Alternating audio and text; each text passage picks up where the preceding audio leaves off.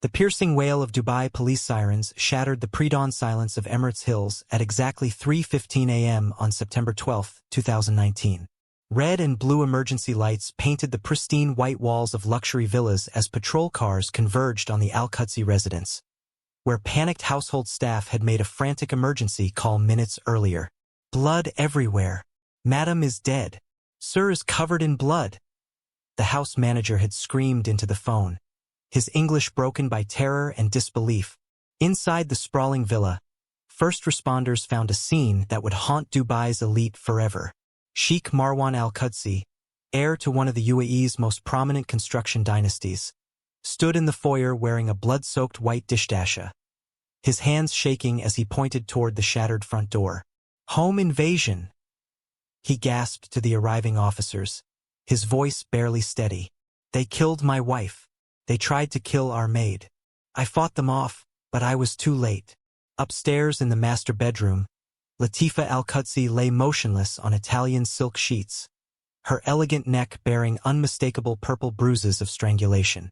Her dark hair, usually perfectly styled for social events, was matted with blood. The 38-year-old banking heiress who had graced countless charity galas would never attend another. In the adjacent quarters, paramedics found Rosa Delgado, a 26-year-old Filipina domestic worker, barely clinging to life.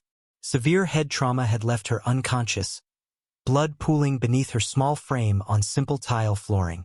Her shallow breathing was the only sound breaking the deadly silence that had fallen over the house after the screaming stopped. But even as Sheikh Marwan spun his tale of unknown intruders, Dubai police investigators were already noticing details that didn't align with his story. The front door showed damage from the inside out.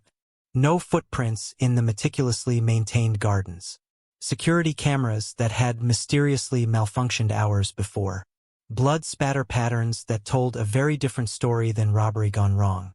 By dawn, what appeared to be a tragic home invasion would begin unraveling into something far more sinister. A calculated murder that exposed deadly secrets lurking behind Dubai's golden facade. Sheikh Marwan Al-Qudsi had spent 52 years perfecting the art of public deception. As heir to Al-Qudsi construction, his empire had helped build Dubai's skyline through lucrative government contracts for metro stations, business bay towers, and marina developments. To the outside world, he embodied modern UAE success, a businessman balancing traditional values with progressive vision. His perfectly trimmed beard and designer kanduras made him a fixture at government functions and charity events. Business associates at the Emirates Golf Club knew him as generous and reliable, a man whose handshake was worth millions. His philanthropy supported children's hospitals and cultural centers, earning him recognition from Dubai's ruler himself. But behind the public persona lurked a predator who viewed domestic staff as personal property, available for whatever desires his wealth could not otherwise satisfy. The blood-soaked man now claiming victimhood had built his fortune on more than construction contracts. His success depended on intricate webs of government relationships, family connections, and carefully maintained reputation. Any scandal would not only destroy his business empire, but potentially trigger criminal investigations into decades of questionable government dealings. This made him extraordinarily dangerous when cornered. Latifa Al-Qudsi had been born into Dubai's banking aristocracy, daughter of the Al Marwan family whose financial empire had helped fund the Emirates' rapid development. Her marriage to Marwan in 2000 had been celebrated as the union of two commercial dynasties, photographed for society magazines across the Gulf. For 19 years, she had played her role perfectly, the dutiful wife who organized charity events, managed households with military precision, and maintained silence about her husband's increasingly frequent absences and obvious infidelities. Her two children, now 17 and 15, attended exclusive boarding schools in London, insulated from Dubai's complex social pressures but also distanced from their parents' deteriorating marriage. Latifa's friends at the Dubai Ladies Club had noticed her growing isolation, but in their world, marital problems were handled with discretion, not discussion. She suspected her husband's affairs with domestic staff but chose family reputation over personal happiness, a decision that would ultimately cost her life. Rosa Delgado represented thousands of Filipina domestic workers who formed the invisible backbone of Dubai's luxury lifestyle. A former elementary school teacher from Cebu, she had graduated with honors but found Dubai's domestic work paid more in 2 years than teaching offered in a decade. Her monthly salary of AED 2,000 seemed modest by Dubai standards, but the $800 she sent home supported her diabetic mother's medical treatments and her younger brother's university education. What distinguished Rosa from other domestic workers was her education and ambition. She spoke fluent English, had studied basic Arabic, and possessed a naive belief that hard work and intelligence could elevate her status. This fatal combination of education and optimism made her particularly vulnerable to Marwan's manipulation. Unlike previous staff who understood their place in Dubai's rigid hierarchy, Rosa actually believed she could become something more than hired help. Her small room contained more than just personal belongings. Hidden behind a loose bathroom tile was a smartphone containing 6 months of carefully documented evidence of voice recordings, photographs, bank statements, and text messages that would ultimately expose not just an affair, but a systematic pattern of manipulation, false promises, and calculated exploitation. The villa where these 3 lives would collide had been purchased during Dubai's 2008 boom.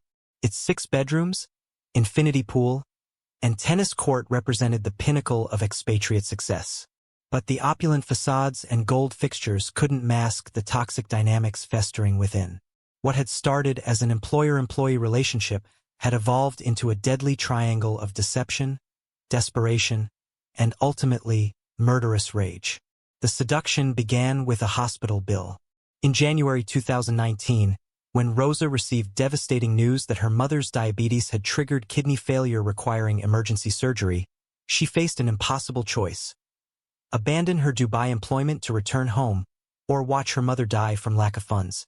The surgery cost $15,000, more than 7 years of her salary. Sheikh Marwan's offer came quietly, almost casually, as Rosa wept over her phone in the kitchen after another desperate call from Manila. "Let me handle this," he said simply, appearing behind her with unusual gentleness. "Your mother will have the best care. Consider it an advance on your salary."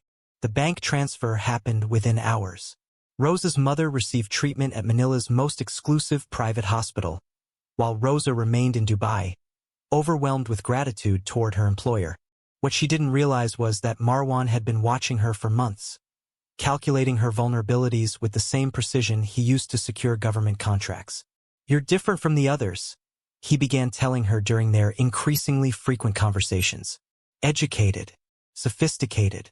You understand business." Unlike previous domestic staff who kept their distance, Rosa engaged with his compliments, discussing current events, sharing her teaching background, proving his assessment correct. She was indeed different, dangerously so. The first intimate encounter occurred during Latifa's February trip to London, where their children needed help with university applications. With the villa empty except for Rosa and minimal staff, Marwan's campaign intensified. Late-night conversations in his study became longer, more personal. He asked about her dreams, her family, her future plans. When he finally crossed the line, Rosa didn't resist. She was too grateful, too isolated, too desperate to believe someone powerful actually cared about her. "I could make you my second wife," he whispered afterward, as Rosa lay confused and overwhelmed in his arms. "It's legal here. You could have status, security, respect.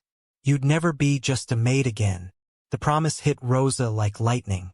In Dubai's complex legal system, polygamy was indeed permitted under certain circumstances.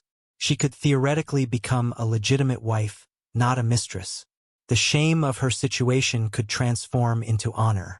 Her family in Manila could be proud instead of suspicious about her sudden ability to pay for expensive medical treatments. Marwan's gifts followed quickly: a private bank account with AED 50,000, designer jewelry, expensive perfumes. But Rosa's education proved both blessing and curse. Instead of simply accepting the gifts like previous staff, she began documenting everything. Screenshots of bank transfers, photos of jewelry, voice recordings of their intimate conversations.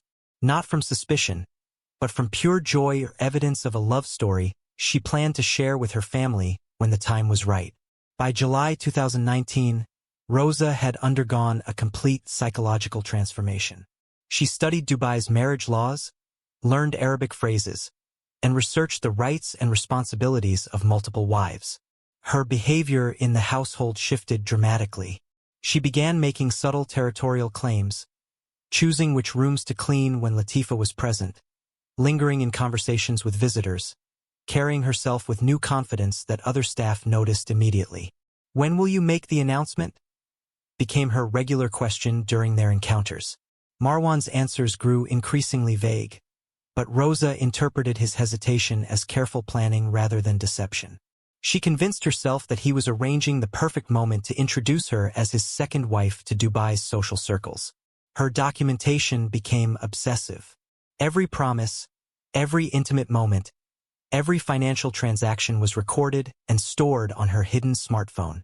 She created folders labeled "Our Future," "Wedding Plans," and "Legal Documents." In her mind, she was building evidence of a legitimate relationship, not collecting blackmail material. The breaking point came on September 11th, when Rosa's patience finally expired. After 8 months of promises and delays, she confronted Marwan directly.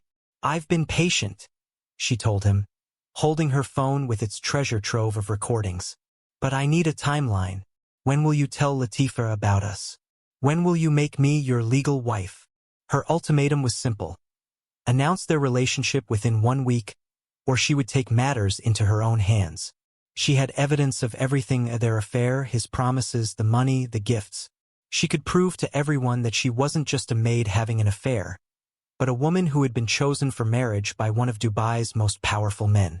What Rosa failed to understand was that her evidence of love looked exactly like blackmail material to a man whose entire empire depended on reputation and government relationships.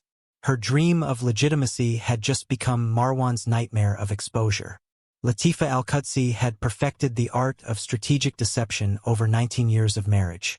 Her supposed visit to her sister in Abu Dhabi on September 11th was entirely fabricated, a carefully planned trap to catch her husband in whatever betrayal she had been sensing for months. She parked 3 blocks away from their villa and waited until 11:30 p.m., giving Marwan enough time to believe himself safe from discovery. The signs had been impossible to ignore: unexplained charges on their credit cards, hushed phone conversations that ended abruptly when she entered rooms, and most telling of all, Rosa's transformed behavior. The once submissive maid now carried herself with inexplicable confidence, making eye contact during conversations and lingering near Marwan in ways that made Latifa's skin crawl. Walking through her own front door felt like entering enemy territory. The floors, normally welcoming, seemed cold under her designer heels as she climbed the stairs toward their master bedroom. The hallway was dimly lit, but she immediately noticed Rosa's small slippers placed neatly outside the bedroom door, a detail so brazen it made her stomach turn. The bedroom door was locked from the inside. Through the thick wooden panels, she could hear muffled voices, intimate laughter, the unmistakable sounds of betrayal occurring in her own bed. Her hands shook as she retrieved the spare key from its hiding place behind a decorative Arabian calligraphy frame, a wedding gift that now felt like mockery. The door opened silently on well-oiled hinges. What Latifa saw would haunt her for the final 30 minutes of her life. Her husband and their maid were naked in her bed, Rosa's head resting on Marwan's chest as he stroked her hair with the same gentleness he had once shown Latifa during their courtship 20 years earlier. The 3 of them froze in a tableau of shock and horror. Marwan scrambled for the silk sheets, his face cycling through expressions of panic and calculation. Rosa made no attempt to hide herself. Instead, she sat up straighter, meeting Latifa's gaze with defiant confidence that was more shocking than the nudity itself. "He loves me," Rosa declared, her voice steady and clear. "He promised to marry me. I'm going to be his second wife." The words hit Latifa like physical blows. This wasn't a moment of weakness or a simple affair. This was a systematic replacement. Rosa reached for her phone on the nightstand, scrolling through what appeared to be hundreds of photos and documents. "Look," Rosa continued, showing the screen toward Latifa. "Bank statements, jewelry receipts, recordings of everything. He chose me. I'm not just some maid anymore." Latifa stared at the evidence with growing horror. Screenshots of bank transfers totaling hundreds of thousands of dirhams. Photos of Rosa wearing expensive jewelry Latifa had never seen. Voice recordings labeled with dates and descriptions. This wasn't an affair. It was a documented relationship with meticulous planning behind it. I have a university degree, Rosa continued, her voice gaining strength. I taught children in Manila. I speak 3 languages. He recognized my worth when you couldn't even see me as human. She stood from the bed, naked but unashamed, clutching her phone like a shield. Polygamy is legal here. I researched everything. I know my rights as his second wife. The genuine conviction in Rosa's voice was more devastating than any simple betrayal. She actually believed these delusions. She had convinced herself that she was chosen for marriage, not exploitation. Her phone contained what she saw as evidence of love, but what any rational person would recognize as potential blackmail material. Marwan's panic was visible as sweat beaded on his forehead. His entire empire, government contracts, family reputation, political connections, could crumble if Rosa's documentation became public. Dubai's elite would destroy him for this level of scandal involving domestic staff. Rosa, put the phone away, he said quietly, his voice carrying undertones of threat. We'll discuss this privately. But Rosa was past the point of submission. No more private discussions. No more waiting. She turned to Latifa with frightening intensity. Everyone will know the truth. Your marriage was already over.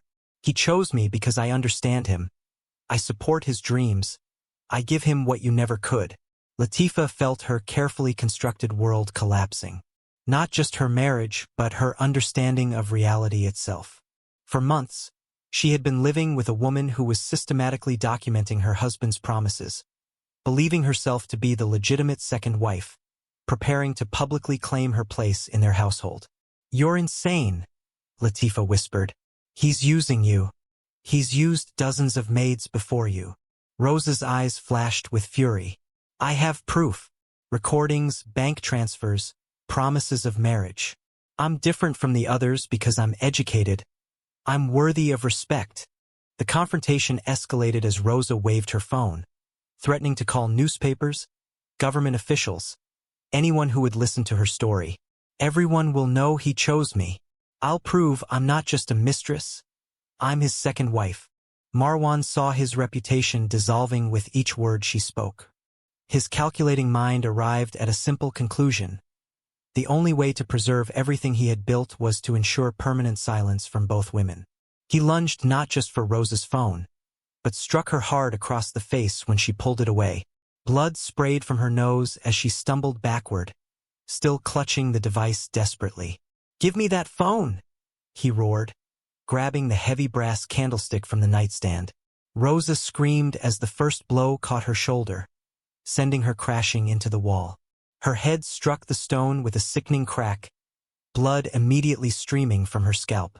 Latifa threw herself between them, clawing at Marwan's face and arms. "Stop! You're killing her!"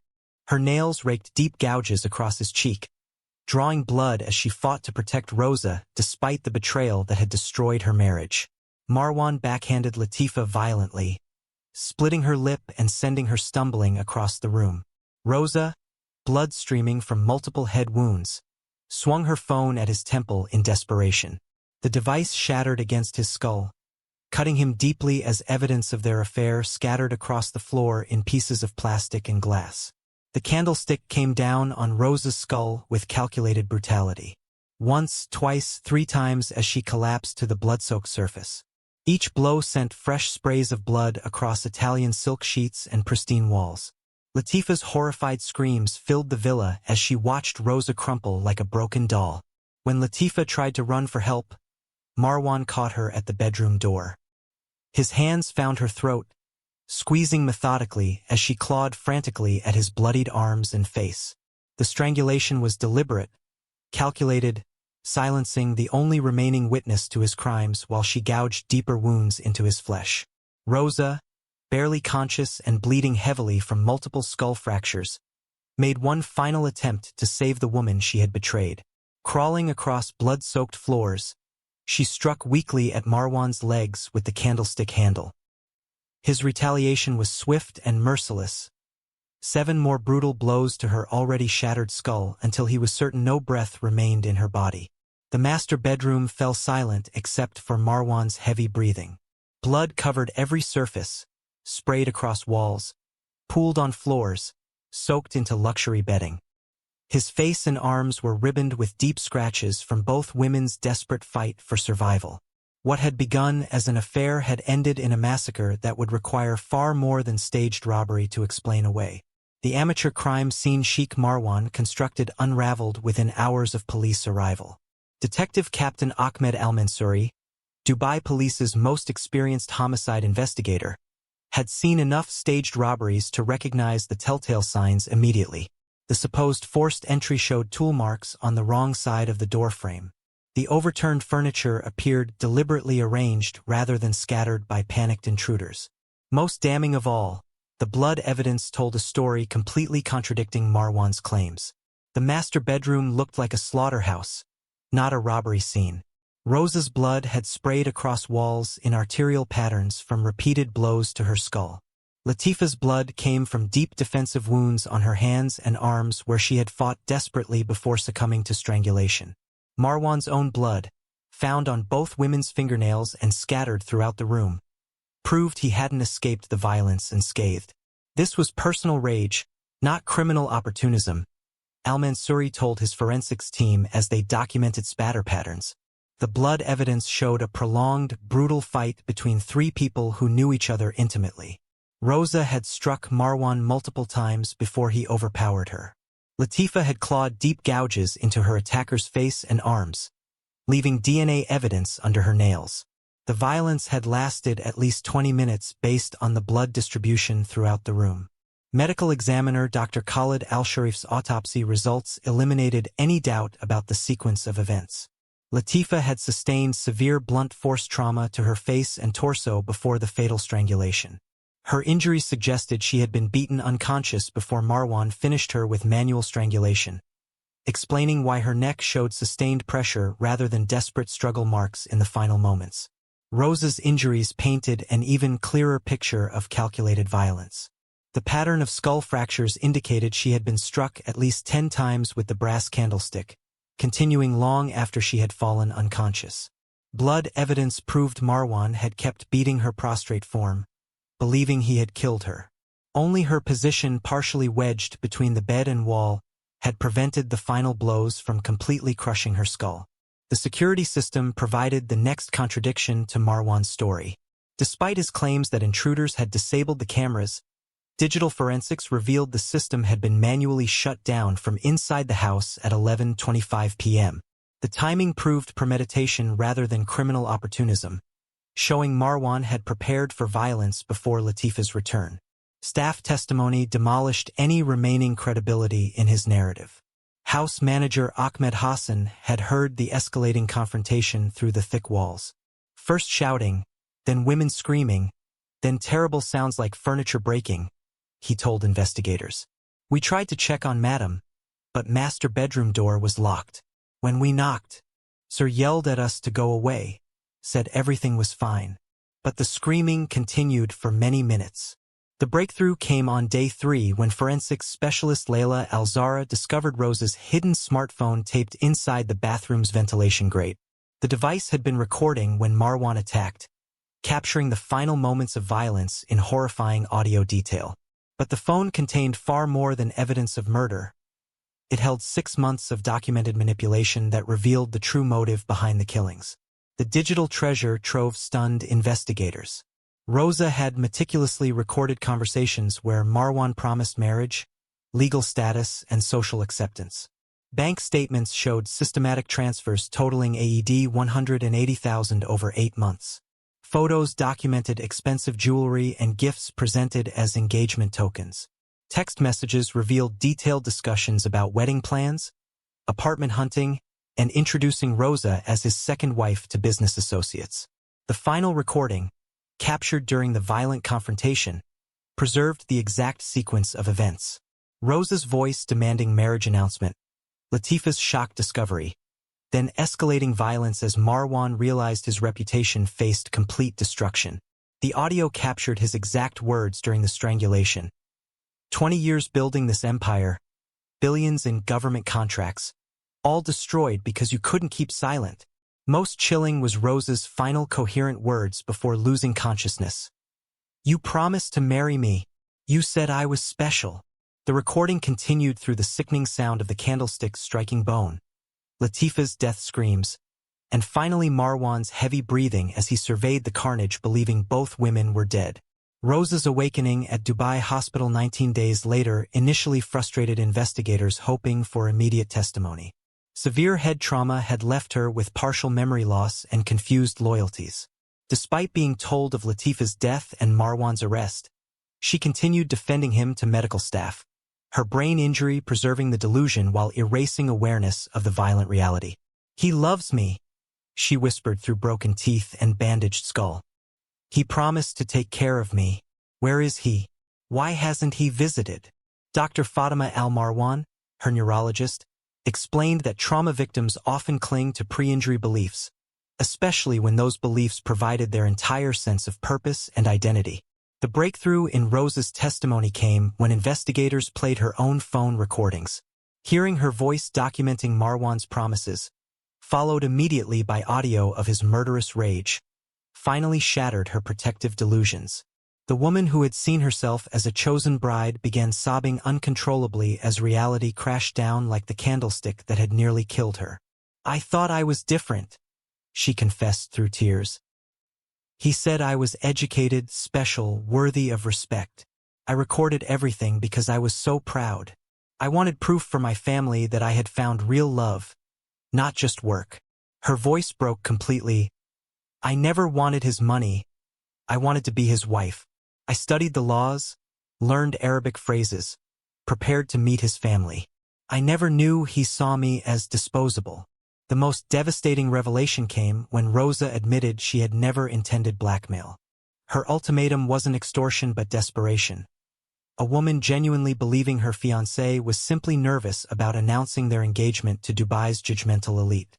Her threat to expose their relationship wasn't for money, but to force him to keep promises she believed were sincere expressions of love. The trial of Sheikh Marwan Al-Qudsi began 8 months later in Dubai criminal court, drawing international media attention and packed galleries filled with human rights observers, domestic worker advocates, and members of Dubai's shaken elite community. Chief Prosecutor Fatima Al-Zahra built her case methodically around the digital evidence that Rosa had unknowingly collected, presenting 6 months of recorded conversations that revealed systematic psychological manipulation disguised as romance. The defendant didn't seduce Rosa Delgado, Al-Zahra told the court during opening statements. He hunted her. He identified her vulnerabilities, exploited her isolation, and manipulated her desperation into delusion. When that delusion threatened his reputation, he attempted to murder both women to preserve his empire.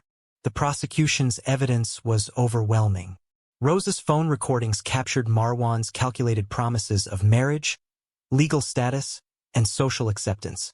Bank statements showed AD 180,000 in transfers presented as engagement gifts.